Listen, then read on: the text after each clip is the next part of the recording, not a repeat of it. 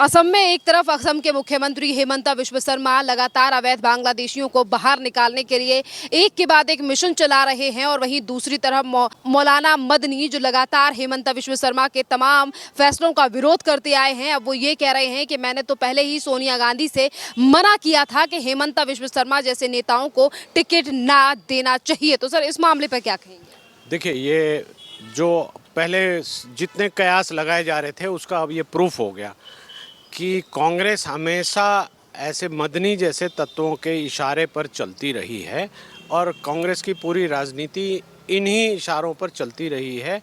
और ये क्या करते हैं कि बीजेपी को सांप्रदायिक पार्टी बताते हैं। सच्चाई तो ये है कि ये खुद सांप्रदायिक है। मदनी कौन होता है इनको बताने वाला सोनिया गांधी को कि टिकट मत दो हेमंता बिश्व शर्मा को। अब हेमंता बिश्व शर्मा जो भी कर रहे हैं वहाँ पर काम, वो एक कानून के दायरे में कर रहे हैं और मदनी का पूरा अंपायर ही यही है। वो यही करते हैं कि जो बांग्लादेश से लोग आ गए हैं उनको बसाकर उनके वोट नकली बनवाकर और उस कंसोलिडेशन में वो लगातार जीतते रहते हैं। तो ये तो दिखाई दे रहा है अब कि क्या हो रहा था कांग्रेस का। अब जब आपस में इनकी बयानबाजी हो रही है, फूट पड़ी है, तब जाके ये बातें सामने आ रही है। तो ये तो हमारी डेमोक्रेसी का जो एक नंगा रूप है वो देखने को मिल रहा है। सर, इसी के साथ इससे पहले भी हेमंता बिश्व शर्मा ने मदनी को लेकर ये कहा था कि मैं मदनी को बांग्लादेश छोड़ाऊंगा। तो क्या लगता है कि ऐसे लोग आज जो अवैध बांग्लादेशियों का लगातार समर्थन करते हैं, उन्हीं के फेवर में बयान देते हैं, तो ये ऐसे लोग हमारे देश के लिए कितना ज़्यादा खतरा है और क्या कांग्रेस के कहने पर ही मदनी आज इस तरीके से बयान देते हैं? देखिए, कांग्रेस के कहने पर तो देते ही हैं, ये दिखाई भी देता है। उसके साथ साथ कांग्रेस की भी चाबी इनके हाथ में है, पहली बात।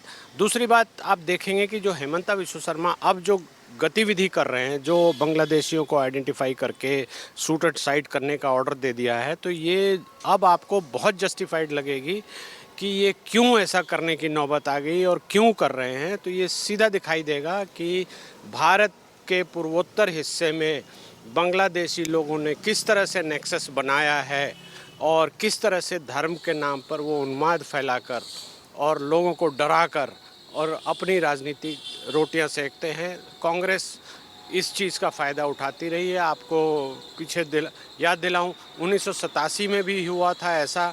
तब जाके हमारे जो नागरिकता का कानून था वो बदलना पड़ गया था इनकी वजह से। तो ये चीज़ें तो अब सामने दिख रही हैं और ये तो मीडिया को और भी इसमें तहकीकात करके डिटेल में सारी चीज़ें, इनके जो ओरिजिन है, कहाँ से कितने वोट आए, क्या आए, उस पर पूरा स्पेशल टास्क फोर्स बनाकर और तब ये सब पोल खोल करनी चाहिए। तब जाके जो भारत के लोग हैं उनको समझ में आएगा कि हम किन दुश्मनों से घिरे बैठे हैं और कौन कौन लोग हमारी डेमोक्रेसी का किस तरह से गलत फ़ायदा उठाकर और अपनी बेईमानी को अंजाम दे रहे हैं। सर, एक तरफ अगर अवैध बांग्लादेशियों को बाहर निकाला जा रहा है, तो जो कांग्रेस को समर्थन करने वाले लोग हैं वो आखिरकार इन अवैध बांग्लादेशियों का क्यों समर्थन कर रहे हैं? क्यों ये कहते हैं कि उन लोगों को भी इस देश में रहने का अधिकार है? क्योंकि कई ऐसे लोग, उनका भी बयान ऐसा सामने आया जो कांग्रेस की सरकार में बड़े पद पर रहे हैं पहले। देखिए, पहली बात तो ये मान के चलिए कि किसी भी विदेशी आदमी को यहाँ पर नागरिक बन के रहने का अधिकार नहीं है। अब बांग्लादेशी जो 1971 के आसपास से आने शुरू हुए थे और एक धर्म विशेष के लोग आए, लगातार आए और बहुत सारे जगहों पर करोड़ों में आए हैं। आज की डेट में अगर आप अंदाज़ा करेंगे तो ईस्ट पाकिस्तान की जनसंख्या उस वक़्त 6 करोड़ थी और वेस्ट पाकिस्तान जो अब पाकिस्तान है उसकी भी 8 करोड़ थी। तो 8 करोड़ से 30 करोड़ पे पहुंच गए और ये 6 करोड़ से 17 करोड़ पे पहुंचे हैं। तो बाकी लोग तो भारत में ही तो आए ना, 30 करोड़ उनको होना था। तो वो सब लोग हमारे देश में हैं, मौजूद हैं या सारी चीज़ें कर रहे हैं, ये सबको पता है। उन्होंने छद्म नागरिकता भी ले रखी है और हमारे इलेक्शंस को वो अफेक्ट भी करते हैं। तो ये स्टैटिस्टिक्स अब डिडक्शन करके ही आप पता कर सकते हैं। भारत सरकार ने जानबूझ के ऐसा, चूँकि पहले कांग्रेस का रसूख था, राज था, तो वो करते क्या थे कि जानबूझ के कोई डेटाबेस नहीं बनाया कि हमारे यहाँ कितने घुसपैठिए हैं, बांग्लादेश से कौन आए, क्या आए। ये जानबूझ के इन चीज़ों को गोल रखा गया। सिस्टम में ऐसी कोई स्टैटिस्टिक्स नहीं बनाई गई ताकि कल को कोई ऑब्जेक्शन ना उठा सके। तो ये चीज़ अब आप देखिए, समझ में तो आ ही रहा है, सबको समझ में आ रहा है।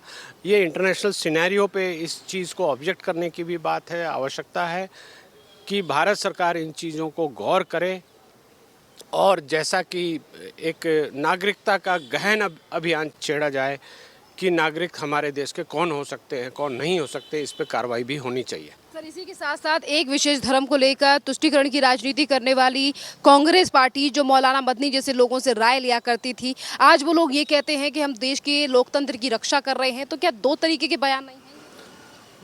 ये बिल्कुल दो तरह के बयान हैं और इसको राजनीतिक दोगलापनी आप कह सकते हैं।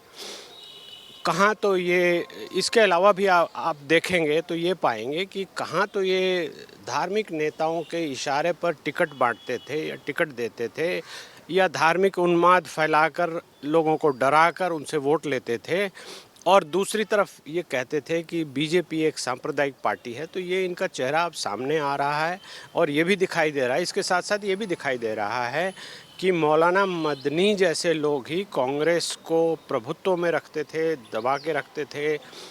कांग्रेस का डोमिनेंस इनकी वजह से बना हुआ था और इसके साथ साथ ये बीजेपी को बदनाम जो करते थे वो पहलू भी अब सामने खुल कर आ रहा है। तो ये सबको देखना पड़ेगा, भारत में सभी को ये समझना भी पड़ेगा और ये देखना पड़ेगा कि ये हमारे प्रजातंत्र का कैसा मजाक इन्होंने बनाया है। सर, इसी के साथ सवाल ये भी उठता है कि आज एक तरफ मौलाना मदनी ने ये खुलासा तो कर दिया कि सोनिया गांधी उनके कहने पर टिकट बांटा करती थी। साथ ही उन्होंने ये भी कहा कि मैंने पहले ही देख लिया था कि हेमंता विश्व शर्मा की जो मानसिकता है वो आरएसएस वाली है। तो आरएसएस को एज अ आतंकवादी या फिर एक ईवल की तरह क्यों दिखाने की कोशिश की जाती है? देखिए, मौलाना मदनी जैसे तत्व तो कहेंगे, ये बात है, सच्चाई है।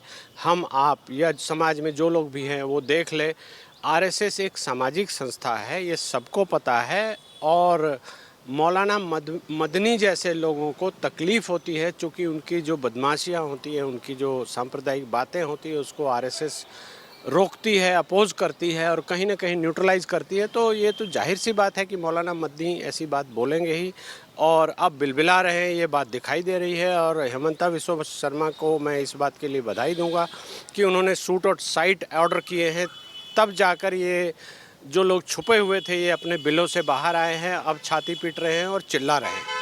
इसी के साथ साथ हेमंता विश्व शर्मा की सरकार ने अवैध बांग्लादेशी और इसी के साथ साथ सरकारी ज़मीन पर जिन लोगों ने कब्जा किया हुआ था उनके ऊपर भी बुलडोजर से एक्शन हो रहा है। और एक तरफ जैसा कि मैंने पहले बताया कि अवैध प्रवासियों को भी बाहर निकाला जा रहा है।